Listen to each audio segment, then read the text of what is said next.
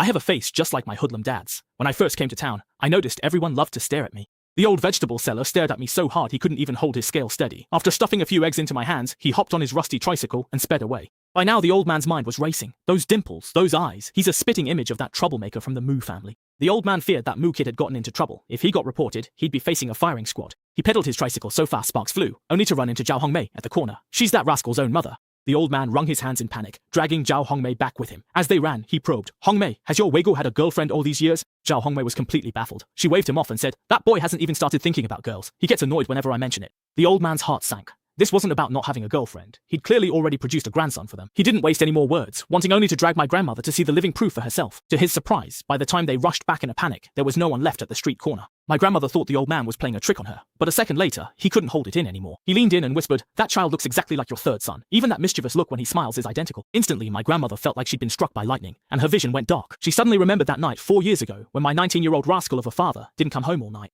When he walked in the next day, his clothes were all disheveled, his neck was covered in scratches, and even his lip was bitten. The first thing he said nearly gave my grandmother a heart attack right then and there. He said, "Mom, I slept with a girl." Grandmother was so angry she almost fainted, but just as she got the money ready to propose, that rascal said the girl had run away. That's when grandmother flew into a rage, thinking he'd made up a lie just to get money from her. But now, she only wished her memory wasn't so good. It turns out he'd been telling the truth all along. That girl who ran away was my mom, and I was the unexpected surprise. My grandmother's head was throbbing, and she didn't dare think any further. Forcing herself to stay calm, she managed a smile that looked worse than crying. "Uncle Six, how old did that child look?" The old man held up 3 fingers, saying the child had told him himself. 3 years old. Those words were like a bomb, making my grandmother want to shove my dad back into her womb and start over. She'd prayed to the ancestors for her eldest son to have a boy, only for her youngest to conjure up a grandson out of thin air. While my grandmother was struggling with her thoughts, things were getting even more intense at the county hospital. Because mom suddenly fainted, I sold the eggs for some money and took her to the hospital. My biological grandfather, Mu Weiguo, who's a doctor, was staring down at me. In that moment, his brain completely froze. This little kid was a carbon copy of his son as a child. He even couldn't help but reach out and pinch my cheek, wondering if he was hallucinating.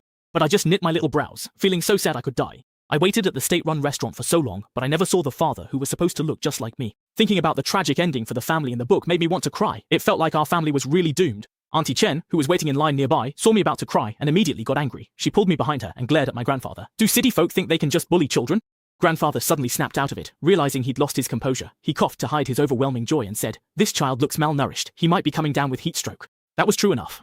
When my mum got pregnant out of wedlock, she was shunned by the whole village. My grandfather cared more about his reputation than her life, and nearly beat her to death. It was only thanks to my grandmother secretly taking us in and giving us a drafty old mud house to live in. My mom insisted on working the fields even while heavily pregnant. She even endured labor all by herself, gritting her teeth through the pain. When my grandmother brought some eggs into the room and saw my 19-year-old mother, she wept out of pity. She secretly handed her 2 yuan. It wasn't until grandmother said it was for the baby's sake that my mom finally accepted it with teary eyes. She named me Lin Xiaofan, saying that having me made all her suffering worthwhile. So I clutched the few cents I'd made from selling eggs, wanting only to buy medicine for mum. I didn't want her to leave me early like it said in the book. Just then, another doctor walked by. When he saw my face, he stopped dead in his tracks. Adjusting his glasses, he pointed at me in shock. "Old Mu, is this... could it be?" Grandfather quickly shot him a look, and the man fell silent. But the way he looked at me was as if he'd seen a ghost. Auntie Chen grew more and more nervous, suspecting these people were trying to extort money. But I summoned my courage and opened my sweaty palm, revealing those crumpled 32 cents. "Dr. Grandpa, I want to buy medicine for my mom." Grandpa looked at the coins in my hand, his eyes reddening with heartache. His voice trembled as he asked me, "Where's your father? Why didn't he come?" Thinking of my family's fate, I couldn't hold back my tears anymore.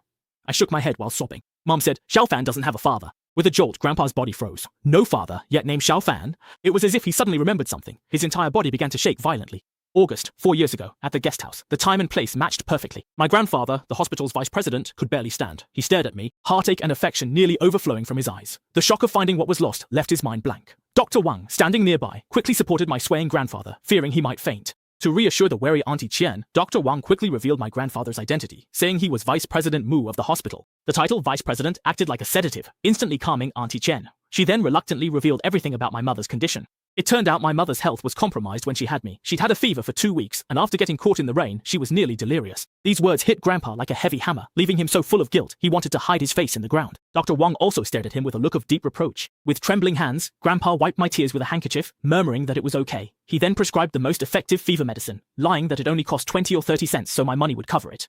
Grandpa looked at me as if I were a rare treasure, terrified that I might vanish at any moment. He personally led us to get the medicine, but when he turned to the young man beside him, his kind face instantly turned cold as ice. He growled through gritted teeth, "Go! Get to the machinery plant now and drag that brat Mu Weiguo back here." The young man, Zhang Hui, took one look at my face, and for a second, his heart nearly stopped beating. The boy looked exactly like his delinquent cousin. There was no need for any tests. By then, I was so tired I'd fallen asleep on Auntie Chen's shoulder. I had no idea how much Grandpa was holding back, or how heartbreaking it was that he wanted to hold me, but didn't dare. Zhang Hui didn't dare delay. He sprinted toward the machinery plant, covering a 20-minute walk in just 7 or 8 minutes. He burst into my uncle Mu Weimin's office. Before my uncle could speak, Zhang Hui slapped his thigh and shouted at the top of his lungs, "Brother, stop looking! Your nephew has found us!" Zhang Hui turned and ran toward the restaurant. Hearing this, Mu Weimin froze in shock. Then he quickly gathered his things and rushed to the restaurant as well. Right then, my biological father, Mu Weiguo, was drinking and feasting with his rowdy friends at the restaurant. He was lazily chewing peanuts when he suddenly sneezed several times, unaware that disaster was imminent. Just then, Zhang Hui rushed into the restaurant like a whirlwind. Seeing Mu Weiguo's delinquent behavior, his anger flared up instantly.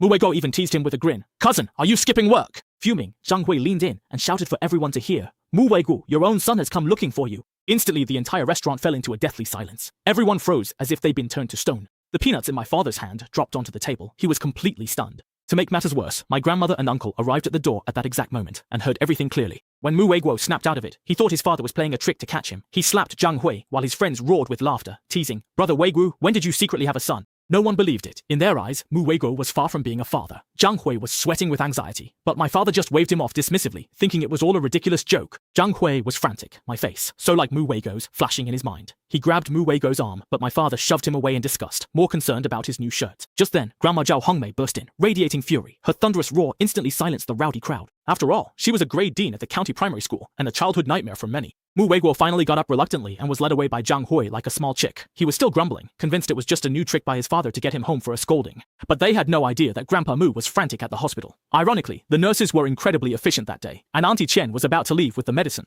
At that critical moment, my grandpa thought fast and made up an excuse about needing to register medical records to stop them. Even though Auntie Chen was illiterate, she still left all her information thanks to my grandpa's enthusiasm. Seeing he couldn't stall any longer, Grandpa, with teary eyes, tucked 2 boiled eggs he'd saved from lunch into my arms. Then, Auntie Chen carried me straight to the supply store. She complained about the cost, but still bought brown sugar and bones for my mum. At that moment, the gears of fate turned wildly. Right at the store's entrance, my biological father and I actually crossed paths. But in that split second, a gust of wind blew his straw hat aside. Mu Weiguo felt a strange sense of familiarity, but Grandma rushed him into the hospital. The next second, the tractor carrying Auntie Chen and me started up. Amidst billowing smoke, we vanished down the road back to the village. In the hospital office, Grandma Zhao Hongmei pushed the door open, only to find the room empty, with not a soul in sight. She gripped my grandpa's arm tightly, her voice trembling as she asked where everyone had gone. Mu Weiguo, still acting like a total deadbeat, had the nerve to ask the old man if he was looking for trouble again. This time, even the usually mild-mannered Mu Rende snapped. He slammed the table, grabbed the medical record, and threw it in Mu Weiguo's face. Mu Weiguo was about to lash out, but when he saw Lin Jing's name and the words unmarried and pregnant, he froze instantly. Grandpa pointed at his nose and growled, demanding to know what kind of mess he'd made that night 4 years ago. In that instant, my grandma and uncle closed in. The whole family was stunned to the core by this earth-shattering news. Mu Weiguo had only one thought. That woman who treated him like a gigolo and left 50 cents as payment actually bore him a son. While his mind was racing, my mum back in the village woke up from a nightmare, coughing so hard she couldn't even sit up. That glass of warm water by her bed reminded her once again of that ridiculous night. To her, that event was the only unexpected thing in her otherwise bleak life. In that household of hers, she was never even treated like a human being. Her grandfather tried to drown her at birth, and later wanted to sell her to buy a wife for her brother. Then she got pregnant out of wedlock. Her grandfather was furious enough to kill her, but only because she wouldn't fetch a good price anymore. When he pointed at her belly and called her a money loser, the dead look in her eyes vanished, replaced by overwhelming hatred. She actually pulled out a kitchen knife and held it to her brother's throat, her gaze so cold it chilled him to the bone.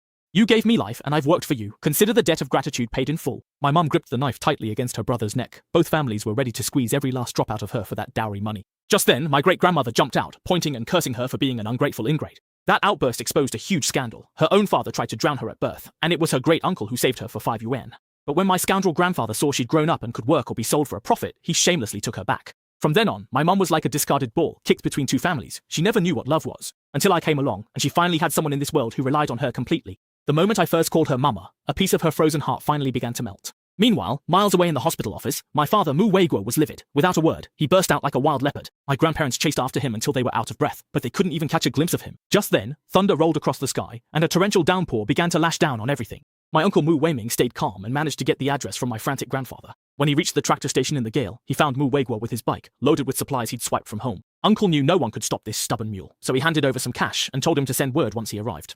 Then, Mu Weiguo vanished into the misty curtain of rain without looking back. And there I was, fast asleep in Grandma Qian's arms. The heavy rain was kept outside, and the fresh scent of earth made me feel completely at peace. Grandma Qian smiled at me while nagging her son to get married, insisting he have a child as cute as me. She muttered to herself, wondering what kind of troublemaker my father was to produce such a handsome face.